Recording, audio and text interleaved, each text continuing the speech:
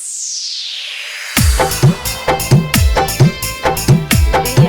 ना गोदी में लालनमा। म्यूजिक बाय डीजे विकास सीतामढ़ी। अजिताना मारे रोजे फलानामा, दिहलु न गोदी में लालनमा। अजिताना मारे रोजे फलानामा, दिहलु न गोदी में लालनमा। कवन कसूरबा एहो छठी मैया, दिलवा में धैलू हजालानमा। अजिताना मारे रोजे फलानामा, दिहलु न गोदी में लालनमा। अजिताना मारे रोजे फलानामा, दिहलु न गोदी में लालनमा। दिहलु न गोदी में लालनमा।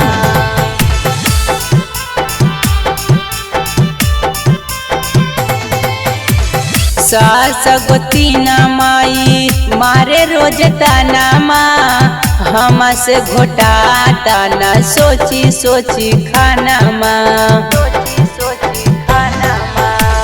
सास गोतीना माई मारे रोज तानामा, हमसे घोटाता न सोची सोची खानामा।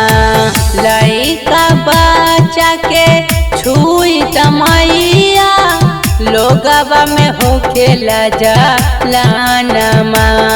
अजिताना मारे रोजे फलानामा, दिहलु न गोदी में लालनमा। अजिताना मारे रोजे फलानामा, दिहलु न गोदी में लालनमा। दिहलु न गोदी में लालनमा।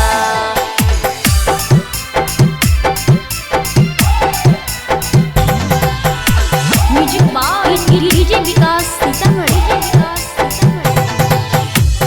गोदिया में ललना माई दे एगो खास हो, नाही त पहले दिनमा देखबू हमर लाश हो। गोदिया में ललना माई दे एगो खास हो, नाही त पहले दिनमा देखबू हमर लाश हो। अखिलेश आशिक के दिलवा में मैया, लोगवा न देवेला जालानमा।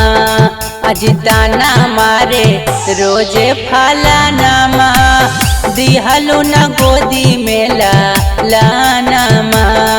अजिताना मारे रोजे फलानामा, दिहलु न गोदी में लालनमा।